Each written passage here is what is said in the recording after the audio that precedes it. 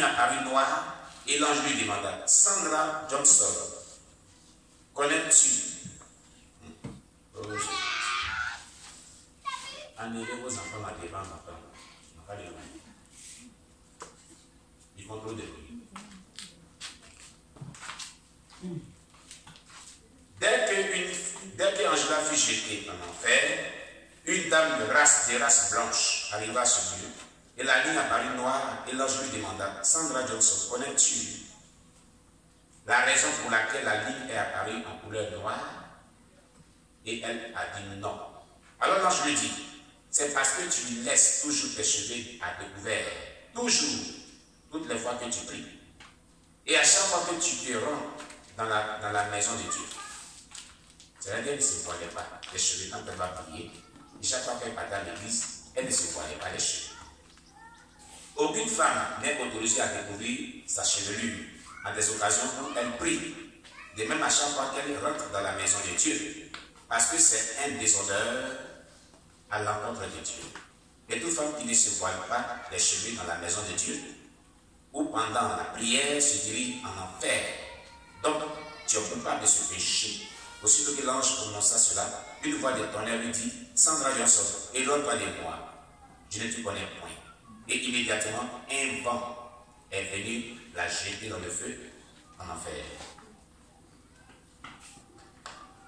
Amen. Un vent de Chelsea fut condamné. Chelsea Football Club. Prochainement, on va voir ça à travers le Seigneur.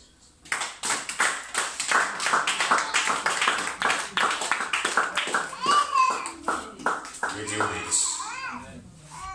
L'heure de la victoire et de la vérité a sonné dans mon cœur, que Jésus soit loué. L'heure de la victoire et de la vérité a sonné dans mon cœur, que Jésus soit loué. Oh, l'heure de la victoire et de la vérité a sonné dans mon cœur, que Jésus soit loué. L'heure de la victoire et de la vérité a sonné dans mon cœur, que Jésus soit loué. Que Jésus soit loué.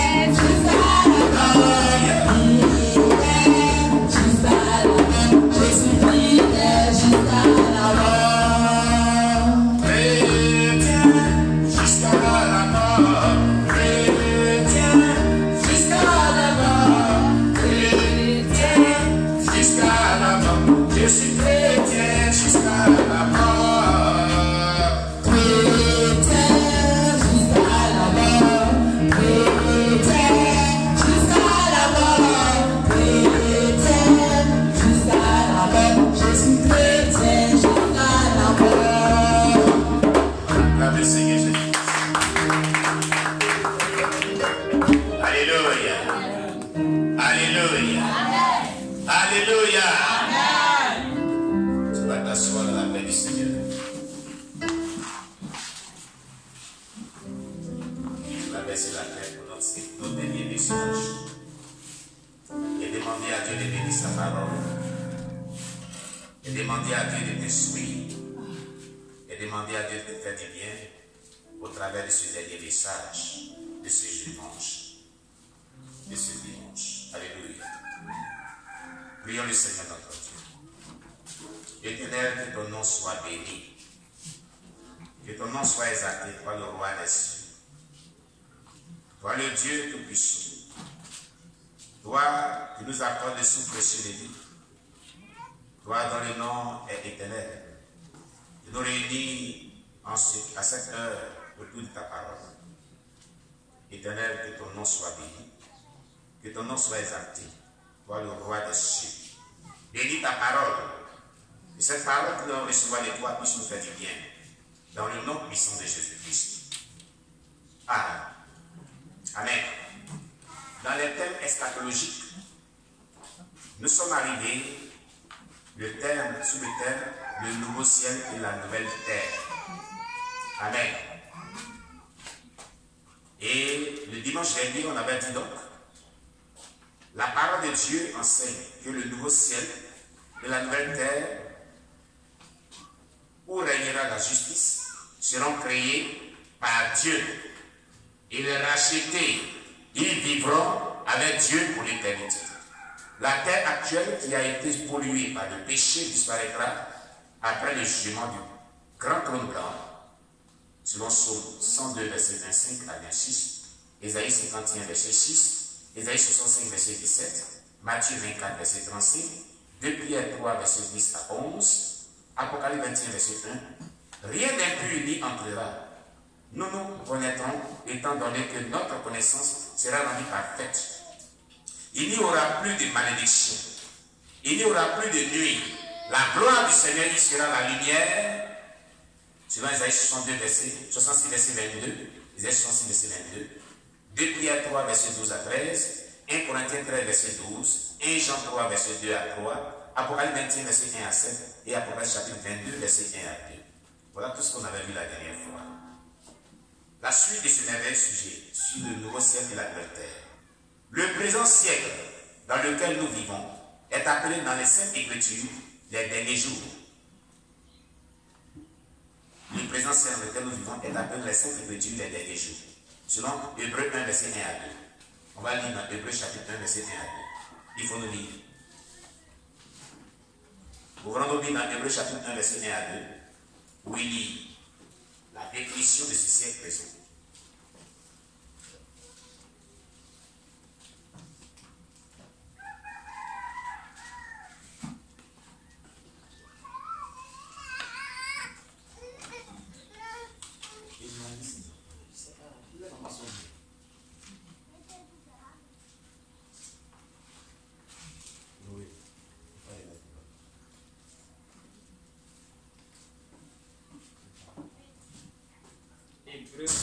Chapitre 1, verset 1 à 2.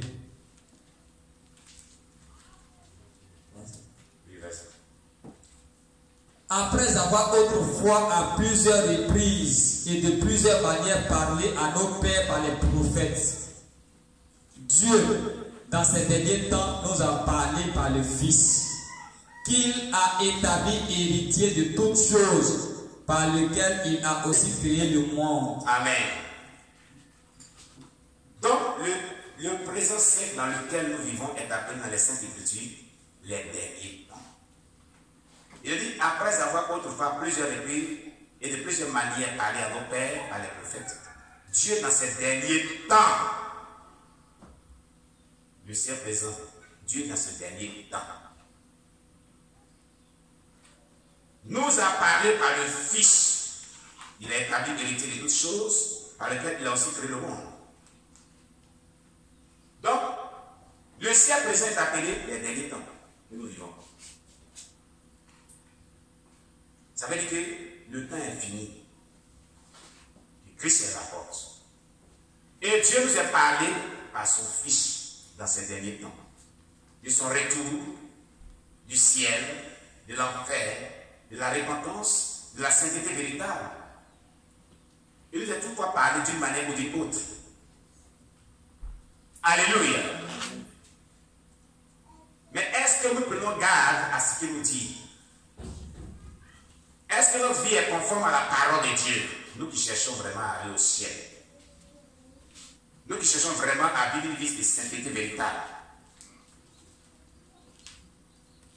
Alléluia. Est-ce que la vie qu'on mène là, est-ce que Dieu lui qu'on vit? Examine-toi présentement pour voir que ta vie est vraiment conforme à la sainteté véritable dont Dieu attend de toi. Vous ne pas te dira de ciel. Cherche vraiment à ce que ta vie soit transformée par le Saint-Esprit. Et s'il y a encore des choses que te repose la parole de Dieu,